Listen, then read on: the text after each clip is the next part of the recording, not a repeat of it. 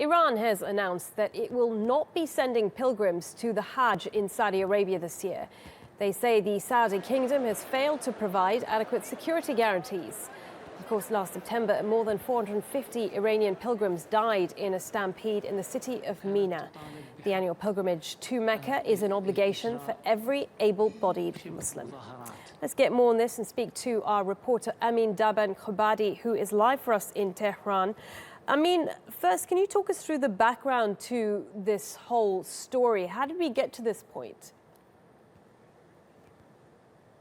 Well, we had tensions like this in the past few years between the two countries. But right now, in the past few months, it has escalated. It started with the cut of diplomatic ties between the two countries as the embassy in Tehran was attacked. The Saudi embassy was attacked in Tehran. And that was because of that they killed the Shia cleric. There's this disputes between these Shias and the Sunnis all the time in the region. But it has reached its peak right now between Iran and Saudi Arabia because both of them are fighting on opposite sides in the civil wars in the region, in Iraq, in Syria, in Yemen. They're supporting different groups, which somehow puts them in wars against each other, indirect wars.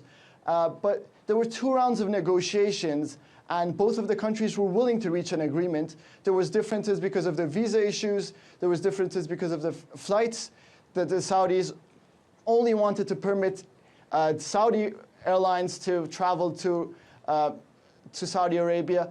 But there was agreements reached, but the timetable was definitely out of the schedule for Iranians to plan to send their pilgrims to Hajj this year. So what impact do you think it's going to have on Iranian Muslims? What's the reaction been? Well, you can see, despite the political tensions these two countries have right now, they both put efforts to reach an agreement. The Iranians went back and forth to Saudi Arabia to reach an agreement. But the problem is that when you're sending 600,000 pilgrims a year for Hajj and for the Umrah, their security must be guaranteed. And most of them their average age is between 60 to 65, as mentioned by the head of the Iran's Hajj organization. So many of them maybe not be able to go next year. So this shows the importance as it has for the Iranian people. Okay, Amin, many thanks for talking us through that. Amin Darban Khodadi there for us in Tehran.